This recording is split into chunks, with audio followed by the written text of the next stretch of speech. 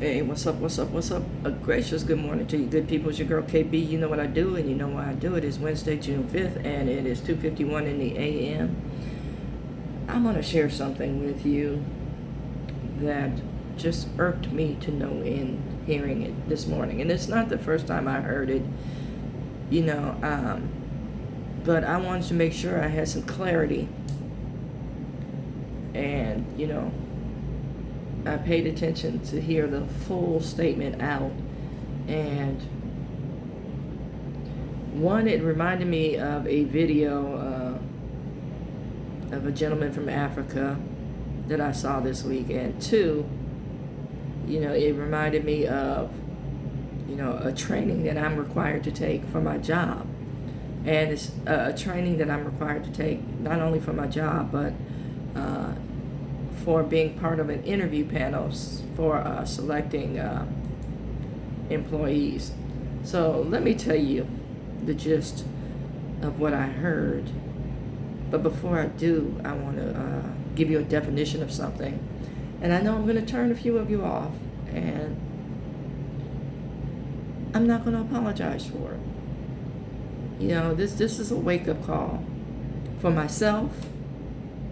Because I get caught sleeping on myself a lot because I'm so busy preparing messages, So I get complacent at times.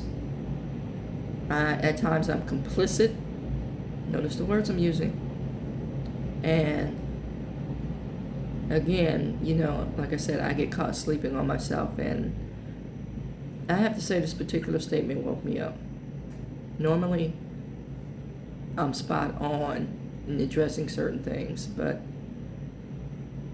I just kind of dismiss this as, it's a radio message. But it's a radio message that speaks to privilege that's being reinforced constantly, nonstop. Incessantly. It kind of opens a wound and pours more infection in and then seals it. I want you to get a real visual because it's toxic behavior and it's toxic statements, and we don't really pay attention to it. So now I'm bringing it to your attention. Okay, so the definition I'm going to give you is implicit bias. It says it includes the subconscious feelings, attitudes, prejudices, and stereotypes an individual has developed due to prior influences and imprints throughout their lives. So this is deeply ingrained thought, okay? That's constantly reinforced. That's what implicit bias is. Implicit bias is also the thing that, or the blockade to critical race theory. Critical race theory is teaching people of color about their history, and for whatever reason, a certain collective group of folks here in this country are very afraid that if people knew their history, it would start an uprising and a revolt that threatens their privilege. And I want to say, until this playing field is level, we will constantly revisit this fear and this fight. Now, you've heard me say in earlier videos, I am not your great-great-grandfather's vision of a black person, a person of color, a female, and I refuse to be. I'm not the sassy black sidekick, for TV sitcoms or rom-com movies. Nope. So if you're looking for that, I suggest you put on your glasses and go in another direction. You know, I said I was going to keep my videos real raw and 100. So, that being said, it's time for the church to wake up as far as this is concerned, as far as these statements are concerned. It's time for the church to wake up. Both sets of churches, because we do have sets. Let's be 100%. You know, people decry the statement, the black church. Okay, if you want to take exception to that statement, then you need to look at the hours on Sunday between 9 a.m. and noon. Those are the most segregated hours in America. Why? Because we have a black church and a white church. We're still divided even in our worship.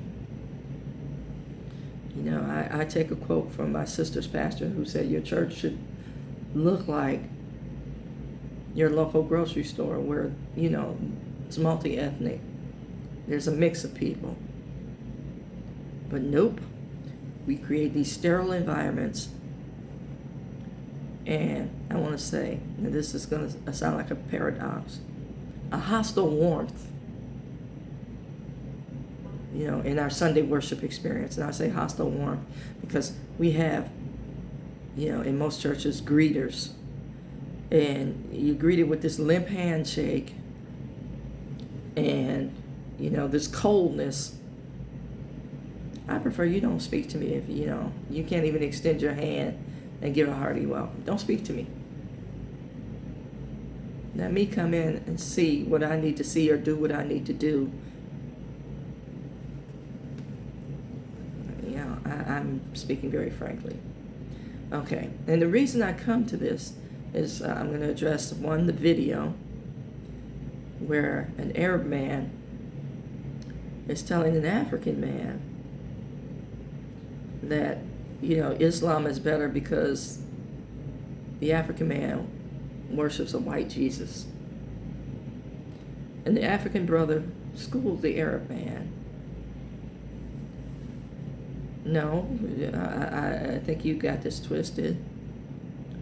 You know, Jesus was a Jew. So there's no blonde-haired, blue-eyed misconception.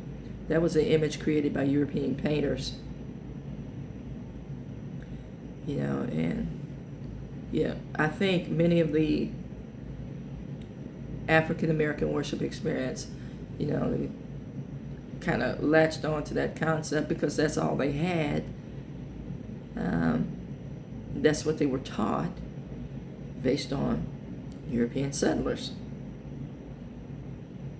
Now, over many years, we've come to see differently. We've come to depict differently. But for the older saints, you know, that's all they had. Now, getting to the recording that I heard this morning, it was a gentleman from a Christian rock band that talked about his prayer life.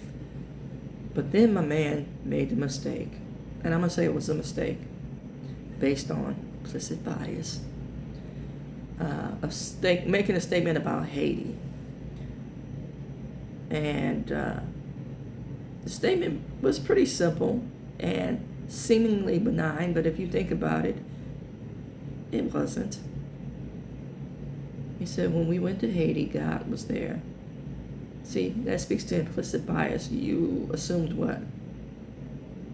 You know, I'm just sick and tired of people speaking in terms of seeing both Africans, people of African descent, African Americans, as a subculture, And it's like, if we are, it's that subculture was created by bias, prejudice, and racism. And those terms are so deeply ingrained in your culture that you tend to perpetuate it in the overall culture. And you've heard me say, in terms of cultural misappropriation, everybody wants the rhythm, but they can't deal with the blues. And the blues is taking accountability for what you teach, taking accountability for what you speak, and acknowledge the fact that the privilege does exist. Folks hate being called out on that. But again, it is so deeply ingrained in our culture, you refuse to see it because you continue to believe, and that's whoever applies implicit bias or is just waking up to their own. That's what I mean by you. And again, it is the standard of measure for the overall culture.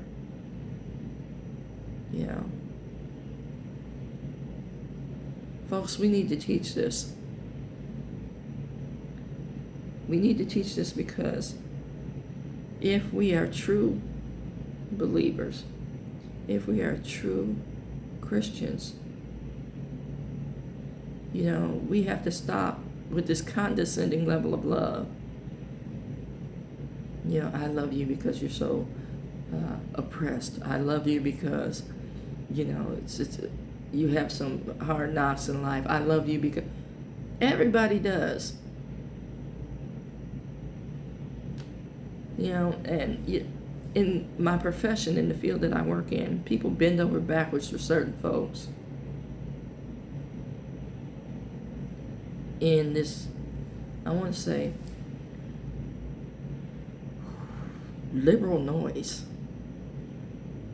You think your actions are making up for societal ills, and you do it, in excess. And you fail to see that what you're calling a help is enabling. Think about what I'm saying in the context that I'm saying it in. It's time for us to wake up and stop pretending because we have a divisiveness within our own. If you're going to teach love, teach about the agape love that Christ has, or that God has for us. Speak it real and walk it like you talk it.